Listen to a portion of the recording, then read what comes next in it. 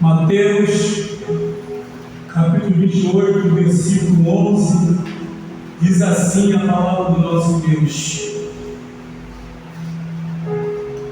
E quando iam, eis que alguém da guarda, chegando à cidade, anunciaram aos príncipes dos sacerdotes todas as coisas que haviam acontecido. E congregados eles com os anciões, e tomando conselho entre si, deram muito dinheiro aos soldados, ordenando: dizei, vieram de noite os seus discípulos e, dormindo nós, ou furtaram. E se isso chegar a ser ouvido pelo governador, nós o persuadiremos e vos poremos em segurança. E eles, recebendo o dinheiro, fizeram como estavam instruídos. E foi divulgado esse dito entre os judeus até o dia de hoje. Pai querido, santo e misericórdia, continua nos abençoando e ser servido e falar conosco mais uma vez nesta noite, pela sua santa e gloriosa palavra, em nome do Senhor Jesus Cristo. Amém. Assentados, queridos.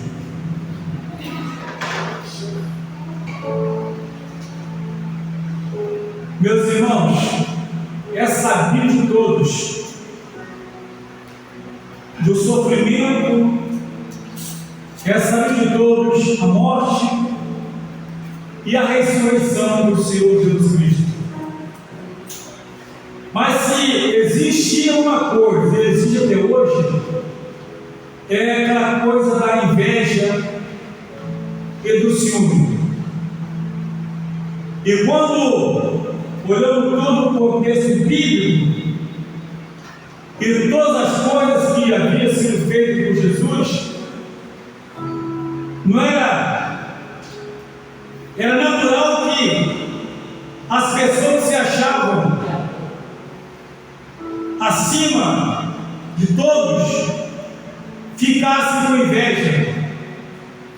E essas pessoas eram constituídas de sacerdotes, anciões, fariseus. Eram pessoas que eram benquistas na sociedade, eram pessoas que achavam que eram melhor que os outros, e tudo aquilo que Jesus fazia os incomodava. Então Jesus, quando curava no sábado, eles ficavam incomodados. Ou seja, Jesus só fazia coisas para beneficiar toda aquela sociedade. Então ele curou pessoas que estavam cegas, curou também coxos, leproso, corcunda. Toda pessoa ele curava e libertava. E aquilo fazia com que uma grande multidão o seguia para onde ele ia. Aquilo era muito natural, era normal. Ainda que em meio àquela multidão havia aí alguns grupos, algumas pessoas, porque tinha visto multiplicar os pães, como foi lido na palavra introdutória dessa noite.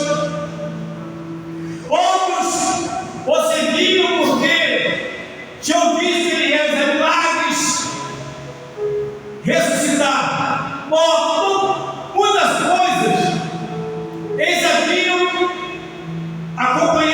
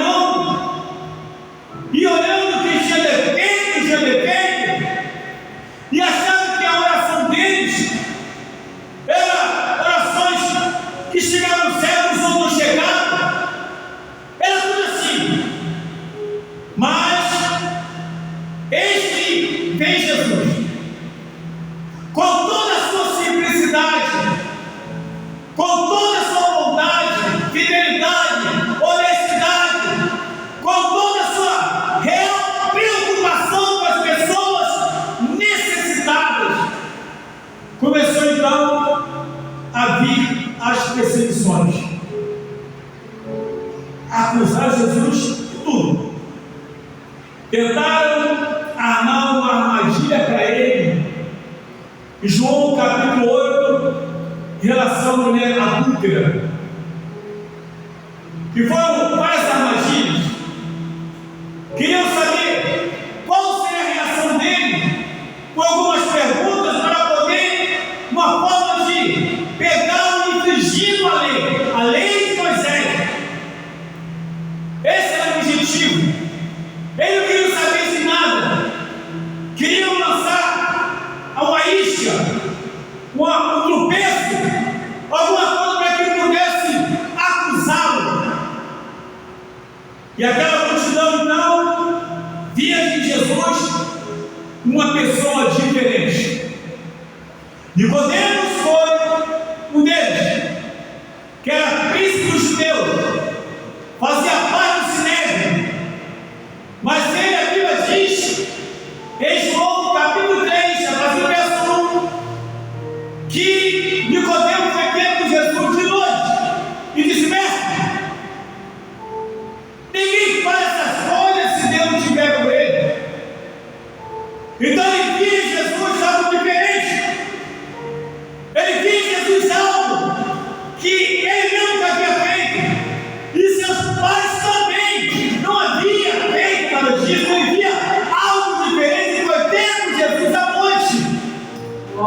Talvez para não ser visto indo ver Jesus, ele foi de noite. Talvez, eu não sei qual foi a motivação dele à noite, e nem posso aqui inventar ou conjecturar. Mas ele foi um dos tais que foi ter com Jesus, teve algo importante. Teve também outros que foram ter com Jesus, foram encontrar. Alguns até chegaram a dizer, um dos judeus, jovem, poderoso, rico, disse que como faria para herdar a vida eterna? E Jesus falou: sabe os mandamentos? Sei. Não roubar, não matar, não adulterar, adorar somente a Deus. Tudo isso. Eu sei desde criança, desde pequenininho, eu aprendi isso. Até porque os judeus, aos 12 anos, religiosamente eram considerados adultos, porque já tinham lido toda a Torá, era uma obrigação deles. Então realmente ele havia lido. Mas Jesus disse: então, pega tudo que você tem, seus bens, vende e reparte com os pobres. Não serviu para ele. Não serviu porque ele era muito rico.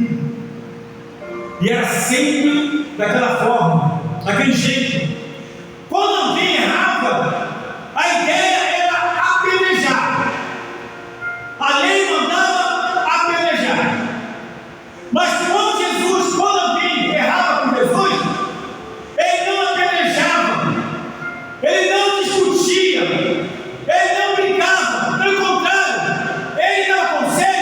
Por exemplo, como diz a Bíblia, que Jesus ia passando seus discípulos e havia um outro grupo caminhando, usando o nome de Jesus. João vai e fala: mestre, esses estão conosco, estão falando o teu nome. Aí Jesus vai e diz o quê? Deixa, quem não é contra nós é por nós. Sempre assim. Ele não chega a dizer: não fala mais meu nome, então. Quem não tem que falar? Deixa. Quem não é contra nós é por nós. Fica tranquilo. Glória a Deus. Então ele não ia contra. Pelo contrário, ele aconselhava, ele orientava, ele ensinava, ele atraía as pessoas até ele. Ele não expulsava as pessoas. Aquilo incomodava os doutores da lei, os príncipes, os sacerdotes, os escribas, os fariseus, os saduceus. Todos eles, essênios, todos se incomodavam com aquilo. Mas não conseguiam fazer nada. E quando conseguiram pegá-lo, como a Bíblia diz que Judas diz a palavra de Deus em João 13, versículo 2, que tendo Satanás colocado no coração de Judas trair Jesus. Realmente aquele que eu beijar é esse. Porque antes havia dito: o que vocês me darão para eu entregar para vocês? Porque Judas sabia que os sacerdotes, o doutor da lei, eles tinham uma sede muito grande de pegar Jesus. Eles tinham uma sede muito grande de acabar com Jesus. Tinha uma sede muito grande de matar Jesus Cristo. É o desejo dele, é o sonho de consumo dele, que é acabar com Jesus Cristo. Então Judas vai e faz essa proposta: o que você me dará? Eles se darão 30 moedas de prata. Ele disse: então fala o seguinte, aquele que eu beijar é esse. Jesus estava no monte, orando, recebendo, com 11 dos seus discípulos, só tinha 11, porque Judas já tinha escaneado, disse: sai fora. Jesus estava no monte, como os abraços de Deus em Mateus, capítulo 6, está escrito isso. A partir do 39. Então, Jesus no monte, desce do monte, e vem soldados, todo aquele povo, com paus, para poder prender, e Judas então o trai com beijo. E a partir daí os irmãos já sabem tudo o que aconteceu com ele. Foi levado, inclusive, ao levar aquela cruz, ou levado para o pretório, lá tiraram a roupa dele, fizeram tudo ele, botaram uma roupa diferente, deram para ele para carregar uma cruz, e todo aquele sofrimento, e aquele povo atrás, vibrando, menos os seus discípulos, menos a sua mãe, menos os piedosos, mas aqueles que estavam desejosos para acabar com ele, faziam teste naquele momento, porque ele estava carregando aquela cruz, porque ali estava toda a nossa carga de pecado, tudo estava ali, e ele carregando as suas costas. Porém, ao chegar no monte, lugar chamado Caveira, e ali foi pregado, foi crucificado. Parecia para ele estar tudo muito certo, e a festa continuava, todo mundo empolgado, até que enfim pegamos ele. Agora vamos acabar com ele. Sempre assim, o povo todo olhando, analisando, verificando, e ele estava pegando aquela cruz. Muito bem, João 19:30 diz, por Jesus vai diz: Pai, está consumado, passou a sua cabeça, pegou o seu espírito. Então ele foi sepultado. Ele morreu às 15 horas, sepultado às 17 horas de uma sexta-feira. Muito bem, estava tudo acabado agora sim. Acabamos com ele. Agora voltamos a ser nós mesmos. Não queremos mais Jesus para nos perturbar. Vamos voltar para o povo agora, para se voltar para nós novamente. Porque antes nós éramos famosos, mas veio esse tal Jesus. Ele tirou a nossa fama, mas agora acabamos com ele, matamos ele, e agora sepultamos ele. No terceiro dia, Jesus ressuscitou. Jesus ressuscitou. Foi a maior derrota que o inferno recebeu. A ressurreição de Jesus Cristo. Mas ali ia trazer um problema. Porque antes Jesus era um problema, porque curava, porque libertava. Ele era um problema. Ele era um problema porque atraía as pessoas necessitadas. Ele era um problema. Agora,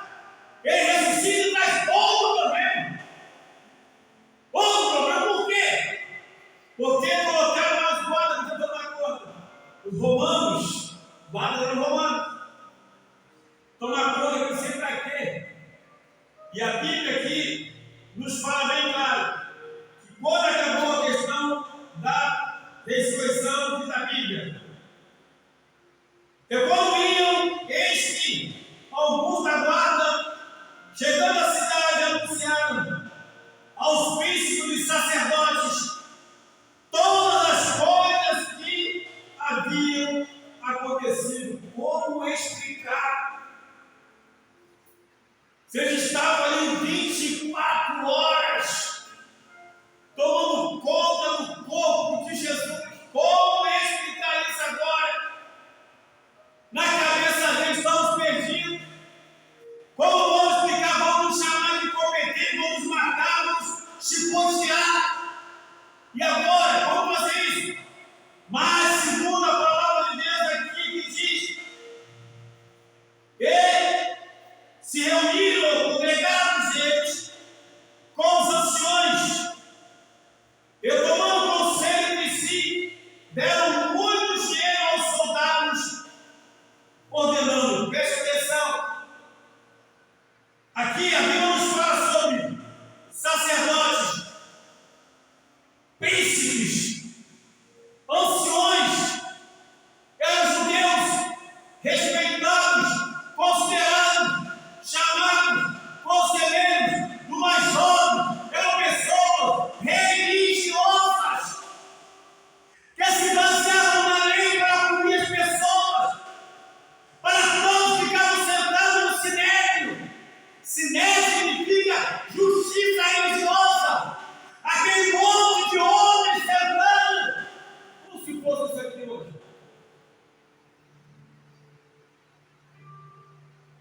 Sentado. E o povo chegava para pedir conselho, era trazido para ser julgado. E eles ficavam sentados, todos bem trajados, com seus turbantes, com aquela cara de mal, de delicado, o livro da lei na mão, pronto para poder mandar apedrejar. Essas pessoas, chamadas pessoas religiosas, do grupo religioso, eles mesmos resolveram dar um jeito de ocultar a ressurreição do nosso Senhor através do suborno. Irmãos, subornar é antigo, não. Vocês estão vendo um suborno por aí? Não se espante, não. Isso sempre existiu. Isso é antigo. E aqui é a mesma coisa que hoje. A diferença aqui é que eles queriam ocultar a ressurreição do Santo dos Santos, do Senhor dos Senhores. Diz que deu muito dinheiro para os soldados, porque os soldados eram romanos. E como é que eles iam explicar isso para o centurião do dia, o chefe deles? Como explicar que o corpo de Jesus não estava mais lá? O que me chama a atenção hoje, sinceramente, quando as pessoas morrem, quando chega no dia 2 de novembro, intitulado Dia de Finado, nunca vi isso, dia de quem já morreu. Até quem já morreu é homenageado. Aí as pessoas vão lá nesse dia, aí leva água cheirosa, vai trocar aquele negócio, como é aquele negócio de coroa de flor, bota tudo lá. Gasta dinheiro, bota tudo lá. Como se alguém tivesse recebido uma coisa. As mulheres foram até o túmulo e levaram perfumes, águas perfumadas, mas ele não estava lá. Ele não estava lá. Ele esteve lá, mas não mais se encontrava lá. Não. Isso apavorou aqueles homens. E agora, como explicar? Ele foi morto. Nós vimos ele morrer. Nós mesmos o pregamos naquela cruz. Nós vimos como ele baixou a cabeça. Naquele momento em que ele pegou o Espírito e falou: Pai, está consumado. E agora, como explicar isso? Isso para eles foi um problema. Agora vocês estavam com problema, porque Jesus ressuscitou. Então a Bíblia diz que deu muito dinheiro e deu ordem, dizendo o seguinte: olha, vocês vão falar exatamente assim para o chefe de vocês lá, chefe da guarda.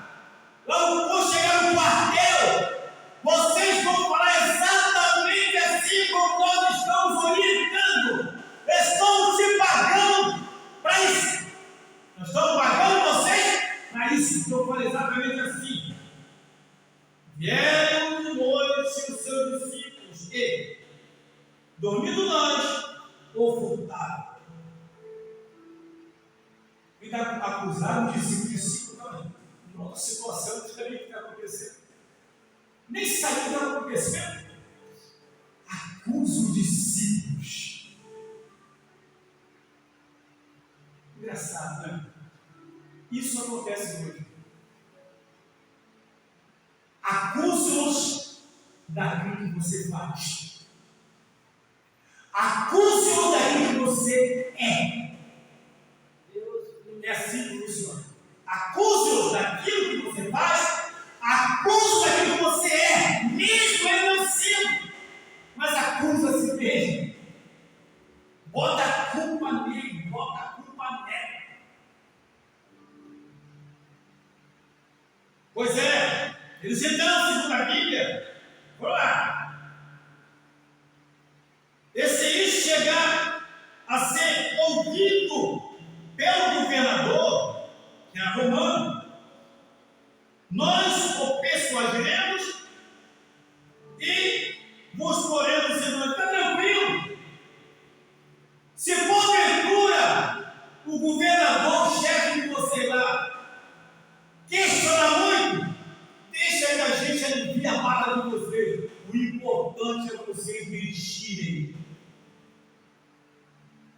O importante é vocês mentirem.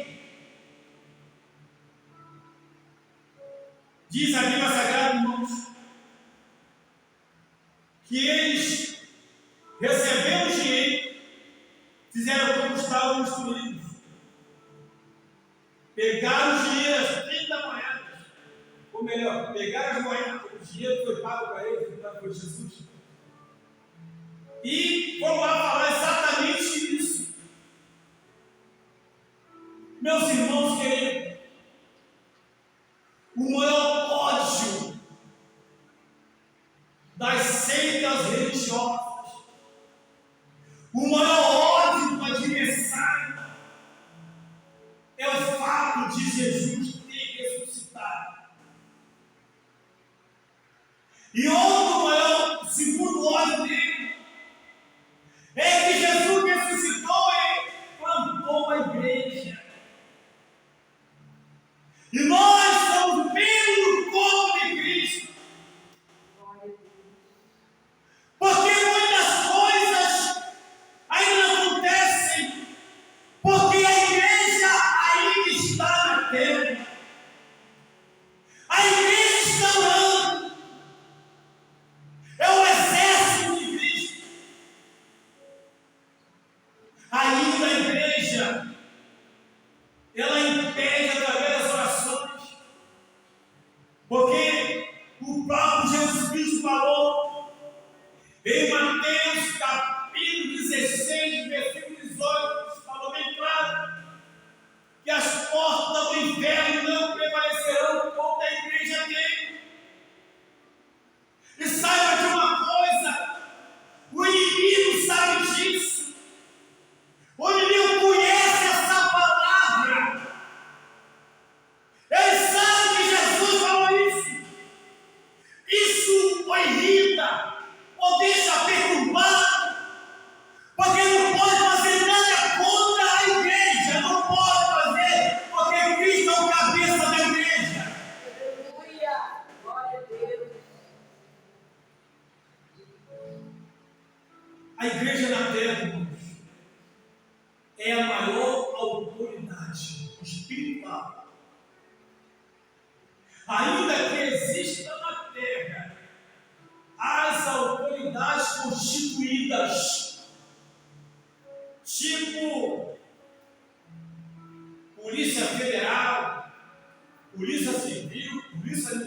da STF, juízes, ainda que tenham todas essas autoridades, tem outras que a gente pode aqui citar, autoridades como o STF, como o TSE, e aí vai.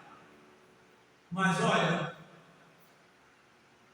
espiritualmente falando, a igreja de Cristo é a maior autoridade. E você pode até falar, então prova isso, pastor. Sim, a Bíblia nos diz, João 14, 26 diz, Jesus falou isso, mas o Espírito Santo, o Consolador que o Pai enviará em meu nome, este vos estará todas as coisas, e vos para lembrar que vos tenho ensinado. Ou seja, o adversário da nossa alma sabe que nós estamos aqui reunidos, mas o Espírito Santo está aqui.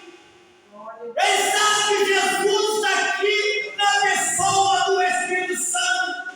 Ele sabe que Deus está aqui na pessoa do Espírito Santo. Ele sabe disso. E ele não pode com a igreja por isso. Ele sabe disso. Ele conhece a palavra de Deus. Ele sabe tudo que Jesus fala se cumpre. Inclusive a sua própria derrota final. Porque a primeira derrota foi a ressurreição de Jesus. A igreja plantada, a igreja na terra, com glória. Ele não pode fazer além daquilo que é permitido por Deus. A Bíblia nos fala em João, primeira carta de João 5,19, está escrito que o mundo inteiro jaz no maligno. As pessoas literalmente dominadas pelo adversário. Mas a igreja não é dominada pelo adversário.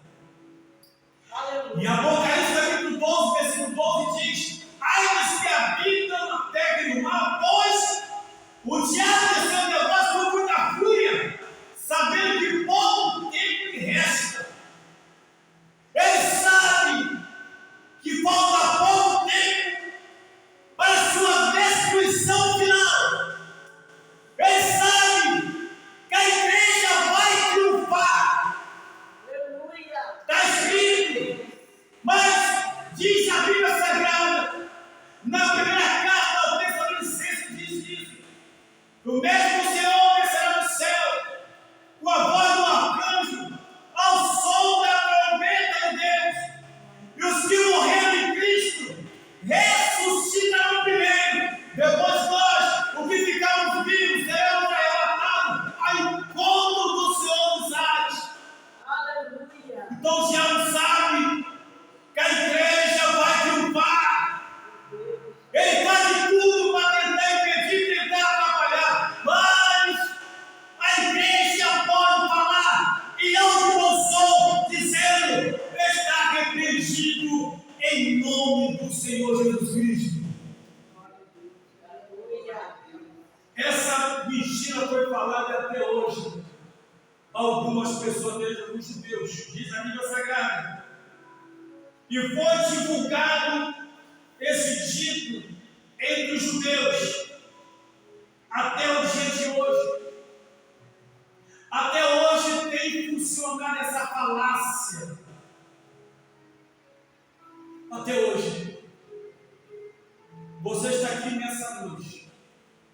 Agradeça a Deus que você não acreditou nessa falácia. Você crê que Jesus ressuscitou. Porque senão você não estaria aqui. A igreja, você, nós, a igreja, é a maior autoridade espiritual na face da terra. Não tem outra autoridade. Pedro foi preso.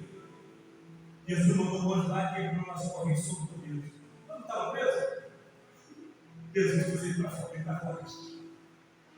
Sempre assim. Mas foi uma autoridade que prendeu. Mas Jesus é a maior autoridade. Se ele tiver que soltar, ele vai soltar. Então pense bem nessa noite. Tem muitos da família que estão acorrentados, precisando que essas correntes sejam quebradas. A ressurreição de Jesus possibilitou e possibilita que essas correntes sejam quebradas. Da mesma forma como foi quebrada quando o peixe foi abrido. Crê nisso. Não se desespere. Não desanime. Não desacredite. Porque Deus é fiel e vela pela tua palavra. Em nome de Jesus.